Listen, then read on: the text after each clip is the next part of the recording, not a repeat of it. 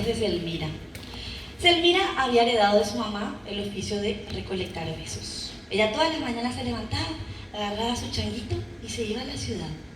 Ella estaba ahí observando, cuando alguna mamá le despedía a su nene en la guardería, en la escuela, y en el momento exacto en el que se posaba ese beso en la frente, ella levantaba la mano y agarraba el beso despacito para que no se desarme y metía en su changuito.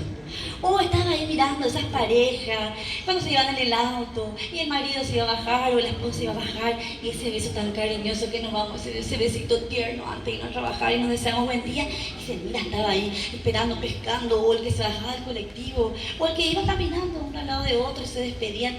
Ella estaba atenta solamente para agarrar ese beso y guardar su changuito. Y cuando terminaba el día, se iba hasta la chacra, porque en la chacra vivía Fermín. Y Fermín tenía un abuelo, y el abuelo era especialista en recolectar agua. Agua de todo tipo. Tenía frascos de todo el tamaño, de todos los colores. Agua de mar, agua de río, agua ¿de qué puede ser? Agua de lluvia. De laguna, de lluvia. Agua de todo tipo. Y estaba todo así, bien organizado. El frasquito tenía el nombre y la esencia de cada agua. Y Selmira llegaba por las tardes y desarmaba su changuito y se empezaban a fabricar las esencias de besos. Ponían en frasquitos, le ponían una tapa, le ponían una etiqueta que decía esencia de besos. Se ponían en una caja y eso se llevaba a la ciudad.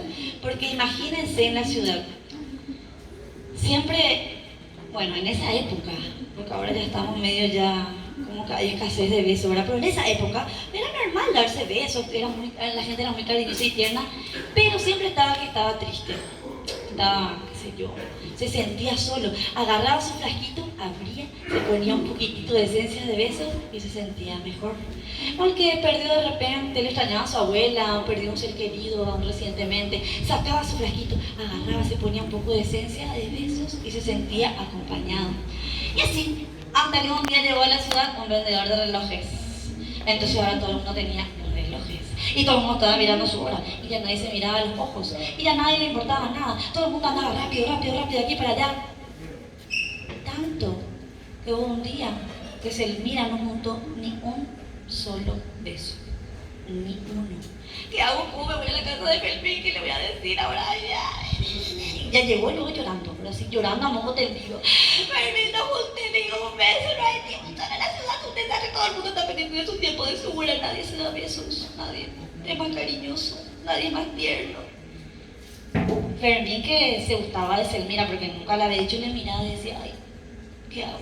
¿Cómo le consuelo? Pobrecita, ¿qué hago? Y no se le ocurrió nada, se le ocurrió solamente esto.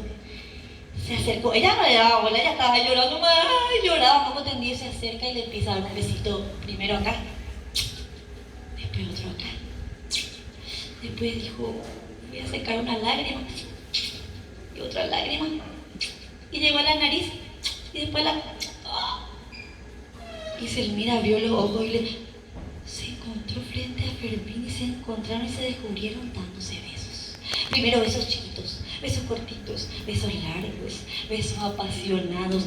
Y la pieza se llenó de besos. El laboratorio de besos, la sala de besos, la cocina de besos, la casa se llenó de besos. Y cuentan y dicen que desde esa vez ella ya no se va a la ciudad a buscar besos. Sigue fabricando besos. Solo que ahora tienen que mirar bien, bien, bien, porque en el frasco, en la etiqueta, abajo hay una letra finita, chiquita que dice esencia de besos, producto casero. Gracias.